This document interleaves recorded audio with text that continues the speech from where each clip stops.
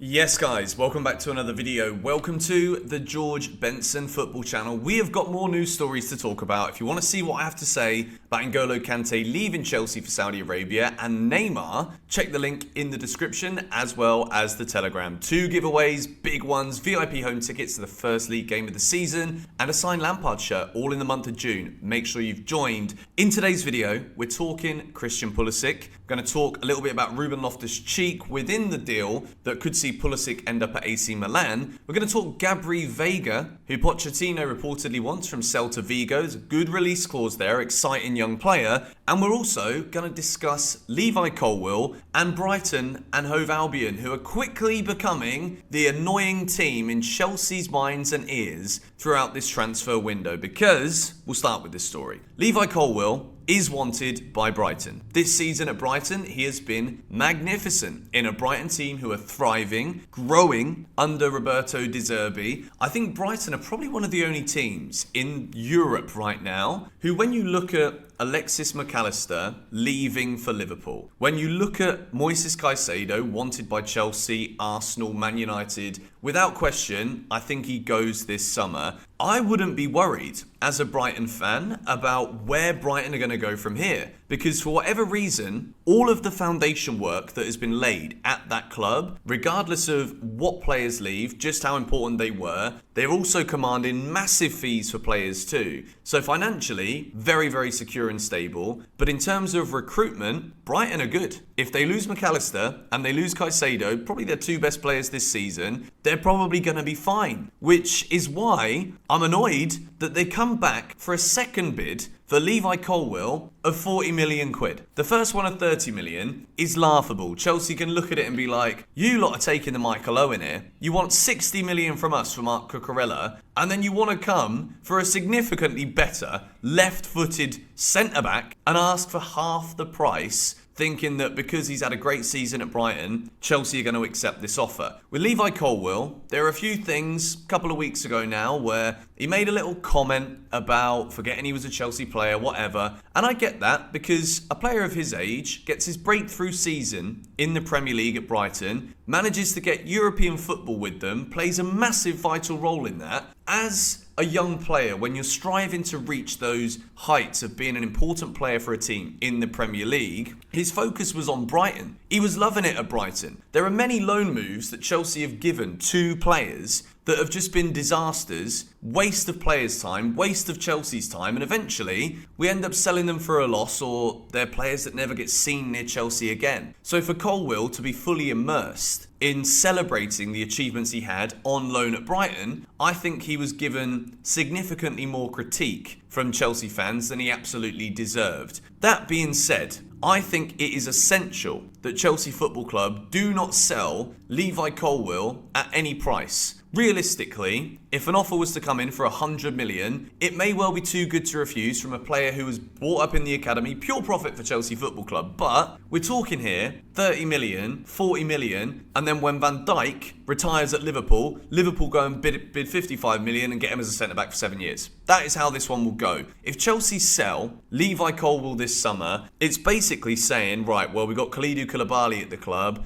We've got probably one of England's best young centre-backs for the foreseeable decade, and we value Koulibaly, 30s, 32 years old, whatever he is, higher than Levi Colwill. I think Colwill is ready to fight for a spot in the first 11 for Chelsea next season, whether that is with a back 4 or with 3 centre-backs or wing-backs. I think Colwill is fighting with Badia Shiel.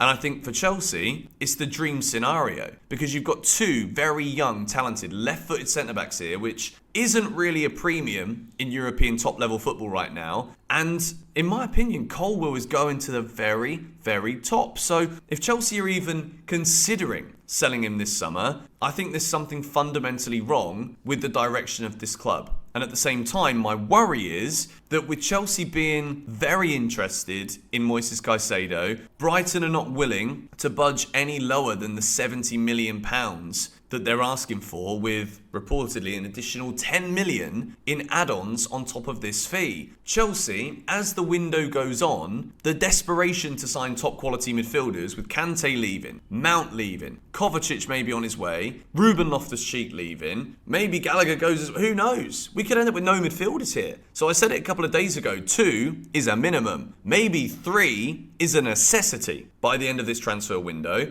And if Chelsea start panicking because we don't want to splash all of that cash on Caicedo, Arsenal have got Champions League football, and according to a few people, that has put them further ahead of Chelsea now in Caicedo's priority as to where he wants to go next. So Chelsea can't panic here. Brighton really want Colwill, but I think it is absolutely 100% essential that we don't start negotiating for Caicedo by offering them money plus Levi Colwill, because I think then to me it says a lot about where this club is going and how we're going to struggle to rectify the mistakes of the last 2 transfer windows that have seen us heavily invest in players we shouldn't have invested in. Koulibaly at times this season was decent, but was he ever worth the money we're paying him every week? And was he ever really worth 32 million quid or whatever it is, which is the same kind of conversational financial topic that we're discussing here with Brighton potentially for Colwill's sale? For me, it's absolute lunacy. It's ludicrous. It shouldn't happen. Brighton haven't, at this point, officially submitted the bid, but the way this transfer window's panning out, by the time the flipping next GBFC video comes out, he might already be a Brighton player. It's absolutely nuts what is happening right now in this transfer market, but we move to discuss Christian Pulisic, a player who I think at Chelsea has been a bit unlucky, and I do think if ever there was an opportunity for Pulisic to stay and actually thrive, it could be under Maurizio Pochettino. But ironically, now Chelsea have given him the time, he's been here for a while, and we're happy to sell him. And we are looking at a fee of around £20 million, 20 million euros potentially, to sell Christian Pulisic, and AC Milan are one of the clubs interested. I'll make another bold prediction here. If Pulisic gets sold to a Premier League club, if it is Newcastle, Man United, then Christian Pulisic shows everything that he's never showed at Chelsea, but we believed he was going to show when we spent 54 million on him from Borussia Dortmund. I guarantee you, if this man stayed fit, he'd be a very good footballer. Pulisic has that ability to drive at players, run at players, take players on, try and make something happen. And when you look across the entire front line at Chelsea, it's easy to say, wasted money on Pulisic, wasted money on Havertz, wasted money on Sterling. But at the same time, do you really think it's a coincidence that all of these either top quality wingers, top quality attackers, or promising wingers and attackers, why do they all fail at Chelsea? Why is it that in recent years, since Eden Hazard left, no one has really come in and shone in attacking areas apart from Mason Mount, who is spending a load of time on the left wing, but that isn't even his position? Chelsea have got a fundamental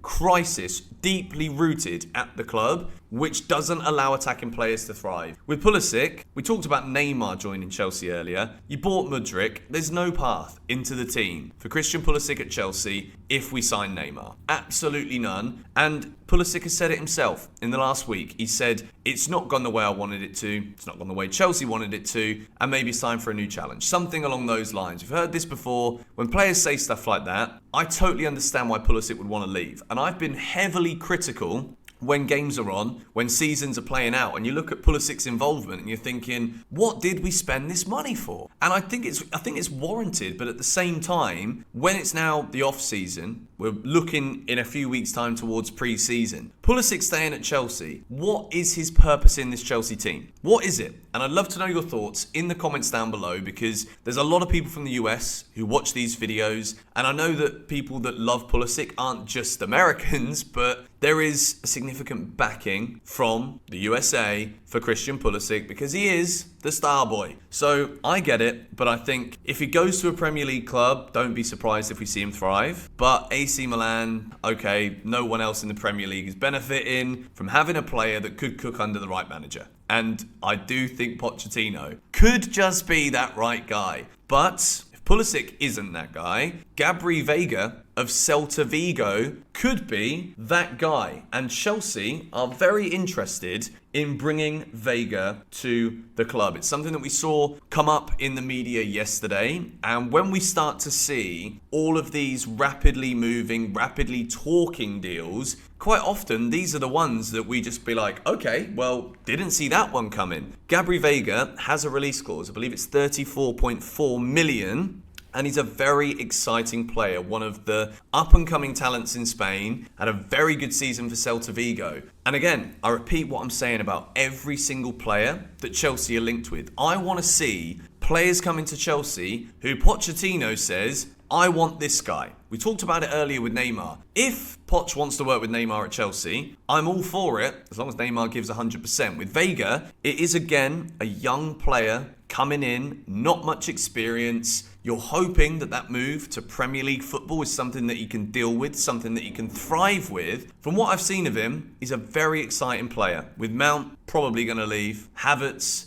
Real Madrid have ruled themselves out now, but this one isn't going away. Kai Havertz will have offers from other clubs, be it in the Bundesliga, maybe in Newcastle. Don't know about you lot, but on my Football Manager save, he goes to flipping Newcastle every single time because I sell him because I'm managing Chelsea. So it's crazy times right now, but Gabri Veiga, let's see how this one develops. I'm excited by him. I think he's a great talent. But again, young, exciting players coming to Chelsea doesn't always work. And on that note, I'm going to wrap up this news video here. Let me know your thoughts on Colwill to Brighton, Veiga to Chelsea, and Pulisic. Let me know your thoughts on him as well, because I do give him a hard time. But at the same time, maybe it's time to go. But 20 mil seems like we're going to let a player go who's just going to cook somewhere else again. It's a hard time being a Chelsea fan. I tell you that now for free. Subscribe to GBFC if you are new. Hit the like button if you do enjoy these multiple daily news updates about our club. Come on, you Blues.